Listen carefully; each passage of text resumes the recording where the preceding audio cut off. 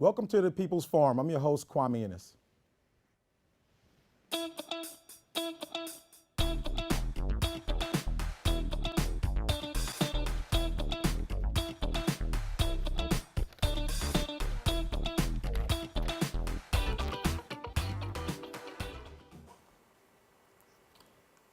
Hello, how are you? I'm your host, Kwame Innes. Welcome to the People's Forum.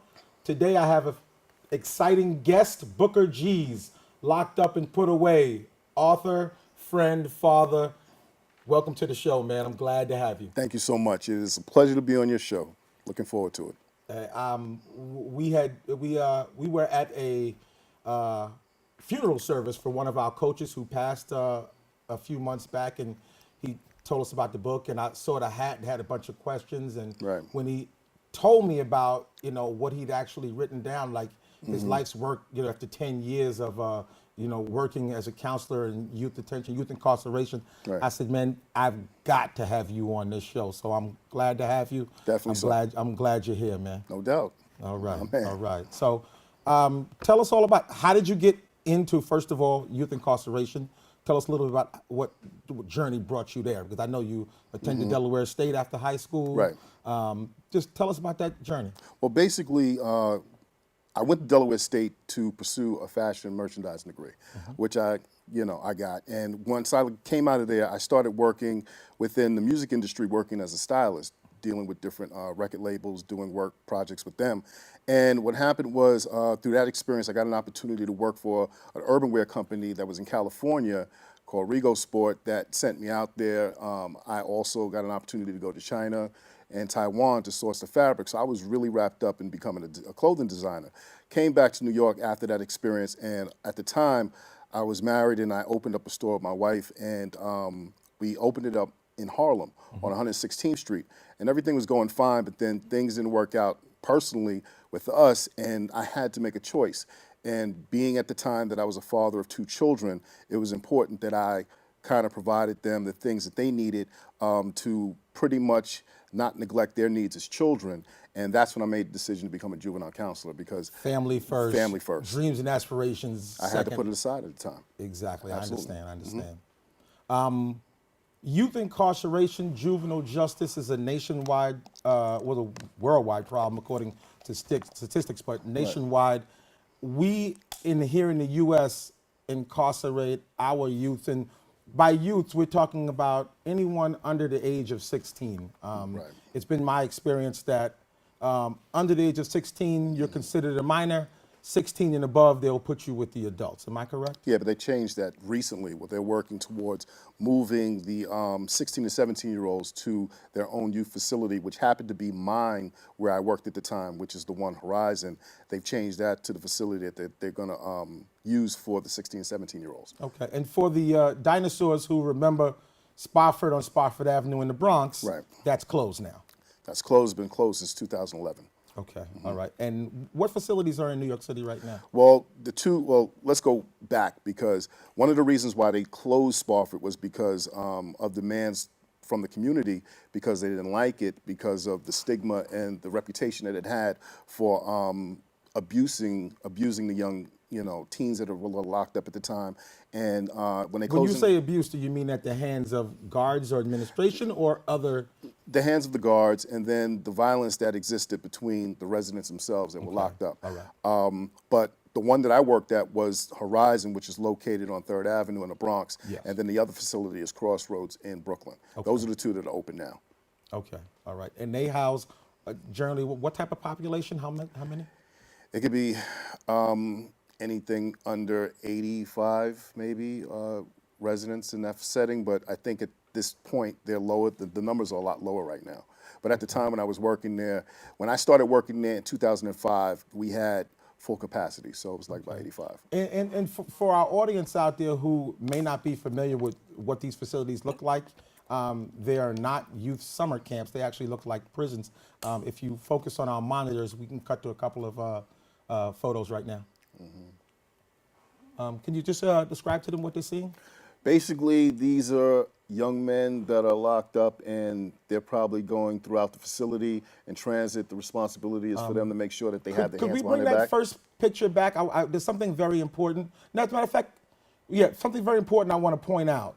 For all of our young men out there who think it's a fashion statement to wear flip-flops and socks in the street, That's where it comes from. this is the origin That's it. of that fashion. Absolutely. The baggy pants, the no belt, the no shoelaces, those are all suicide prevention things. That's right. It's not a fashion statement, it's a social statement. Right. So go ahead. Right.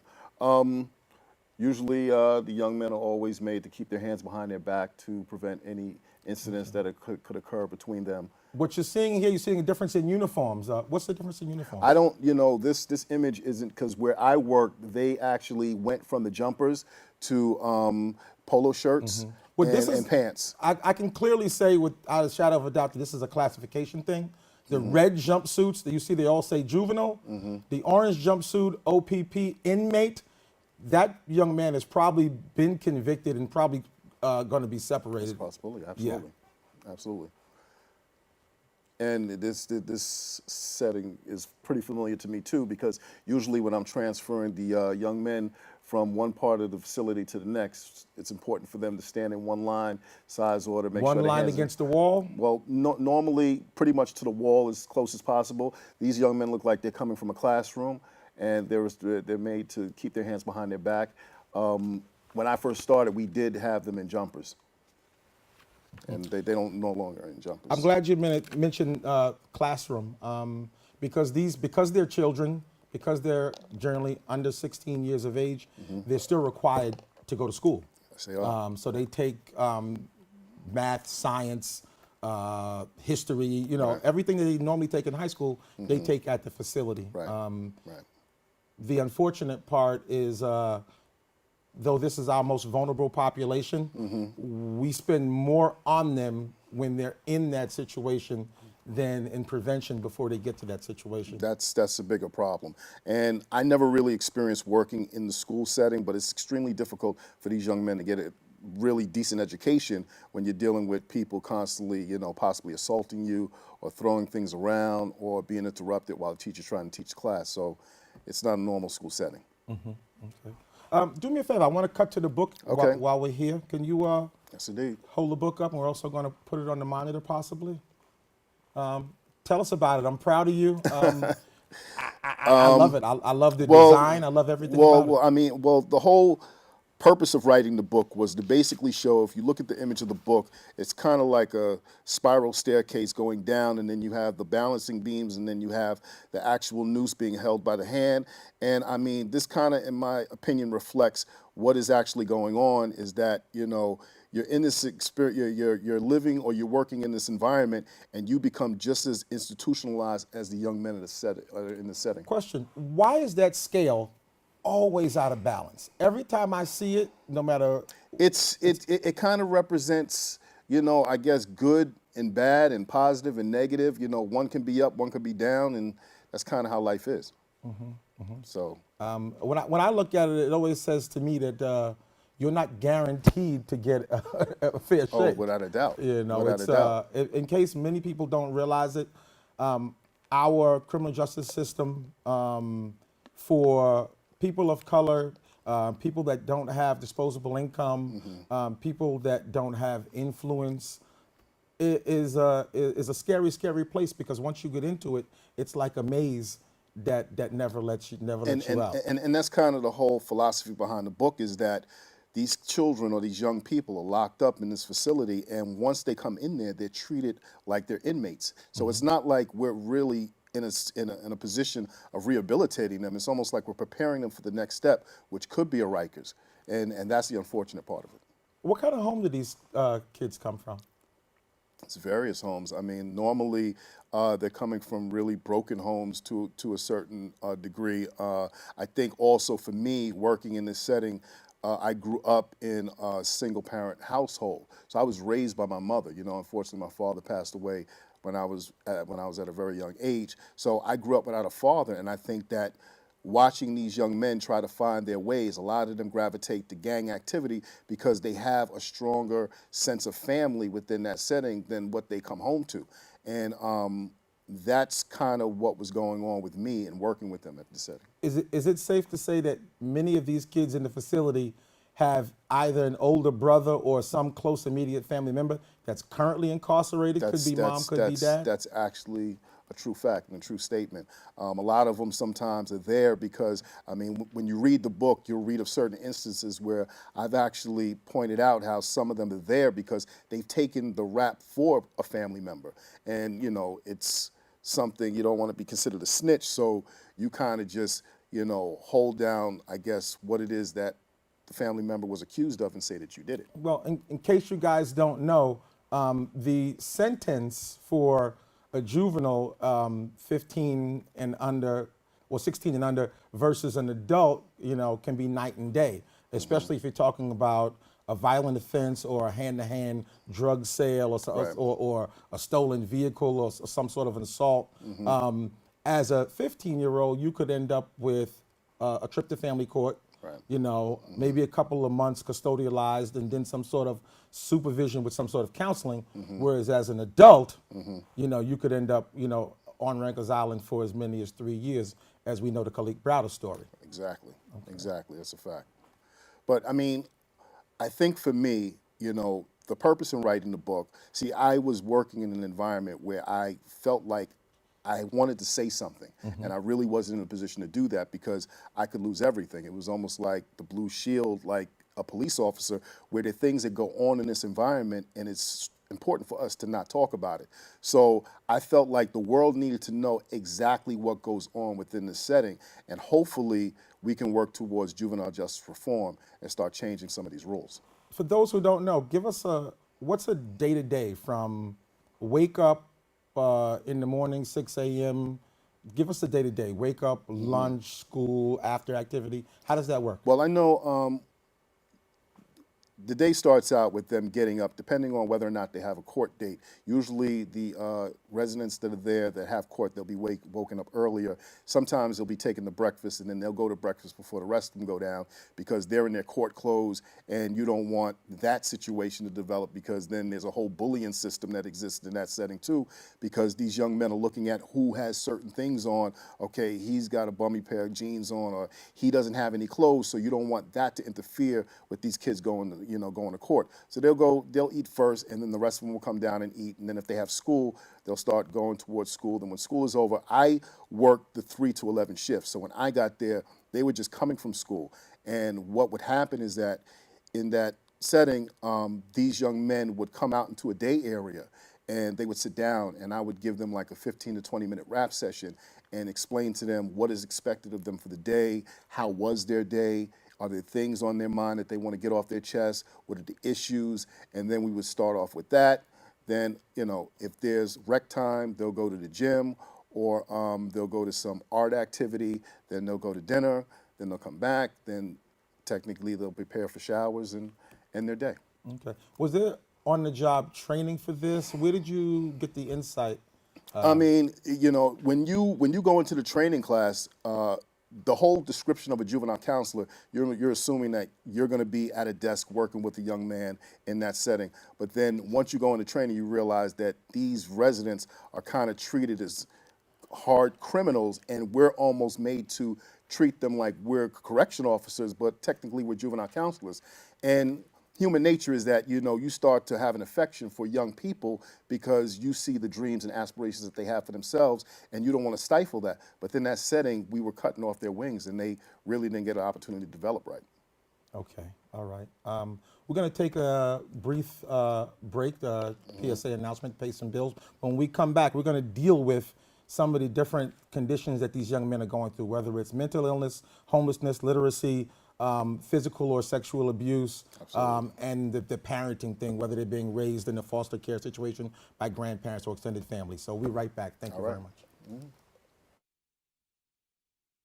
Not completing high school is more of a social thing than it was an academic thing. Even though all these years have passed, I still had that longing to have my diploma. I have a mentor, and she convinced me to continue my education. No one receives a diploma alone. If you're even considering getting your high school diploma, go get it. You can do it. Find free adult education classes near you at finishyourdiploma.org. Okay, we're back. To let the audience know a little bit about me, I worked as a school resource officer in Nassau County for about 10 years there as well, where I worked with high school populations and junior high school populations. We were in the classroom. It was pretty much like a DARE type of program. You know, we would speak to the kids. We would deal with conflict resolution and mediation. There was a lot of violence in our inner city urban schools.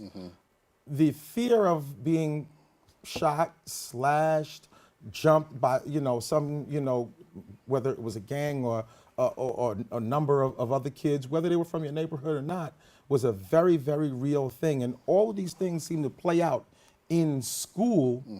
So when you get into a fight in school, that may result in the person being injured, or there were 3 of you and you push somebody down and all of a sudden now it's acting in concert and it's a gang assault. That's how you end up, in the facility. Right. Average kid, I mean, I know it's hard to say, but average kid, is the average kid mentally ill? Statistics show that 70% of the young adolescents that are incarcerated are suffering from some level of mental illness. 20% severe mental illness. So you're dealing with young people that are, they're medicated, they're taking medication. Sometimes they're Seroquel, Depakote. Sometimes they're misdiagnosed. Sometimes they're over medicated. And I've seen mood swings with all these young men that are going through that. And what was happening that was sad as well was that you found some of them actually distributing medication to each other, almost as a form of gambling and stuff. They cheek it, they put it inside of their mouth, they don't actually swallow it. Right.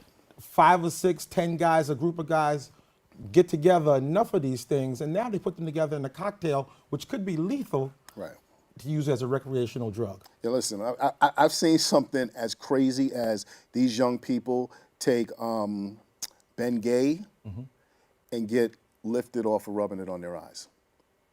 And they would do this. And, we would be responsible to make sure that they did take their medication. We would check their mouths to make sure it was done. And the thing that was most disturbing is that I don't feel like they were getting treated properly based on whatever ailment they were dealing with, because as a juvenile counselor, I'm not qualified to deal with any psychological or mental issues. That's kind of a psychiatrist or maybe someone within the medical profession that would be responsible to do something like that. So I'm just dealing with disciplining negative behavior, and it's not really helping them get any better. It's the same behavior that I witnessed in a school setting. Right. That if you had a percentage of the school population that was acting out, whether it's not handing in homework assignments, running around the halls, refusing to come into a class, disobeying rules, wearing quote unquote gang paraphernalia, just different violations of school conduct code that they get introduced to in the beginning of the school year. Those kids get written up. The parents, if the parents are involved, are often at the school on a weekly basis. There's no way that you can maintain a job if you have to come to your kid's school every week. And that's the sad part about it, is that sometimes these parents look at these kids getting locked up as like a break, because even though they'll visit them, they don't have to worry, technically don't have to worry about, not supposed to worry about their safety. So they're in a safe environment because it was our job to make sure that they were safe. Well, they're not always safe. Exactly. That safety word is with a caveat, because they can't themselves come forward and say that I'm being intimidated, I'm being bullied, I'm being beaten up. Right. You're right. I'll speak to the elephant in the room. Incarceration, there's physical abuse that can be sexual in nature, and no one wants to speak about that. And it's a reality. It's a reality, and it causes suicide. Absolutely, absolutely. And see, what the beautiful thing about what I was able to do in writing this book is I was able to speak about the mental abuse that exists within this setting and how traumatizing it was, not only to the kids that were there, but to the staff as well, because we were seeing activity and behavior that in that setting was normal. But once you leave the building, it technically isn't. So Okay. it definitely played a part in who I became as a man. In my case act studies, it was always very important for us to do what's called a check-in. If I have I may have a heavy caseload, there's got to be a mentor or some senior counselor that I then, at the end of the week, the end of 2 weeks, the end of a month, check in. Hey Anthony, it's Quam. I'd like to come in and talk to you, Right. for a while. And that's just to keep you as the counselor, me grounded. Right. Because you can absorb all of these problems and internalize them, and if you don't have a place to release them, now you're a ticking time bomb. And that was the issue with me, is that I really didn't have a place to release it. So, I'm a father of 4 children, and then at the same time, my own family has issues. Okay, just in the development and growth as a family, and as being a father of a daughter and 3 sons, they have needs. And I was spending more time with the kids that I work with locked up than I was my own children. And I was getting caught up in what I was dealing with at work more than I was dealing with what was going on at home. Did your family ever ask you if you cared more about those kids than Oh, them? all the time. All the time they would say that, but sometimes because I was more of an introvert in regards to what I never wanted my issues to burden them. So if I went to work and I'm dealing with a kid that was assaulted and I attempted to break up the fight and I get hit and my back is hurting and I almost get my hand slammed in the door, and then I see one of my coworkers get urine thrown on them, and then I see a kid spit on somebody, and I see a kid get hit and knocked out with a chair, I'm not saying any of that. I'm going to the house, I'm sitting in front of Sports Center, and I'm getting ready to go to bed, and I'm waking up the next day, and I'm never really letting it out. I mean, I technically needed therapy from what I was So seeing. you were suffering post-traumatic stress Absolutely. disorder. Absolutely. And did you receive any counseling or anything? The most therapeutic part for my life was writing this book, okay? Because it was so cathartic in regards to having me reestablish who I was as a man and get back to who I was as a father, to focus on what was important in life. And I'm actually finding now that I'm becoming more of almost an advocate to these young people that are dealing with these issues outside of the facility than I was when I was inside the facility. Okay, all right. You mentioned writing the book, and I want to talk about the aptitude of the kids that you worked with. How were they doing in school? Were they, were they doing well in a quote unquote structured environment, or were they still having the same hurdles? These kids, believe it or not, were so intelligent. They were so talented, but the dumbed down thing that existed, or philosophy that existed within this setting, just allowed them to drop off their whole education side of who they were. Like, they could ace a test, or they could read several chapters of a book, but then to actually sit down and do assignments in class, they couldn't do it. They were all stuck on this whole macho bravado side of them. I mean, you may think that when these kids get locked up, they're sitting in their rooms crying. I rarely saw kids cry, unless they were hurt physically. But they weren't crying when they were locked up. And I'm saying, you're 11. I would be crying every day if I can't be with my family. But they put on a stiff face, and they took it. How many of these kids don't have family? How many of these kids are homeless and are growing up with extended family or foster? There were about almost half of them that were dealing with extended families and that were in the foster care system. And I think sometimes that's not always a safe haven for growth and development, because they end up finding ways to defend themselves from activity that they're experiencing in the home setting and that environment. And because of that, that's kind of what leads them into being locked up in the first place. So it's just a spiral effect. One of the questions I'm sure the audience has is, when a violent incident occurs, or when somehow rules have been broken to that degree, what do you guys do as counselors? You write them up? Is there some sort of hearing? How does that work? Well, basically, if a fight breaks out, we're responsible as counselors to break it up. Several residents or young people who are involved will be restrained. If they are completely out of control, then they will bring the officers that are in the facility to come up and put them into the plastic handcuffs and place them in their rooms. And during that time period, sometimes the social worker will intervene, or someone from the infirmary will come up to check to see if they're physically okay, and then we'll try to counsel them to bring them back to baseline and to get them back out of the crisis. And then after that, there's a whole lot of paperwork to write There up the was a incident. nationwide problem a few years ago of children being put in isolation Right. for weeks and months at a time. Right. Is that still a problem? No, that's been completely outlawed. But I can say that when I first started working in the facility in 2005, that was something that we did. Room confinement was something that existed. And that is like one of the most abusive tactics you can use against any human being. So is to a put them in a 14, room. 15-year-old with behavioral issues that's already been diagnosed and medicated is now enraged and put into an empty room Right. for an indeterminate period of time. That's what would happen. They would come out for rec, they would come out to go to the bathroom, they'd come out to shower, but they weren't allowed to interact with other residents. And the result of that? Oh, mentally they'd be, you're taking away a human social part of just existing to be able to socialize and interact with other people. And that definitely affected, it didn't make their behavior any better. Wow, okay. That was definitely a fact. All right.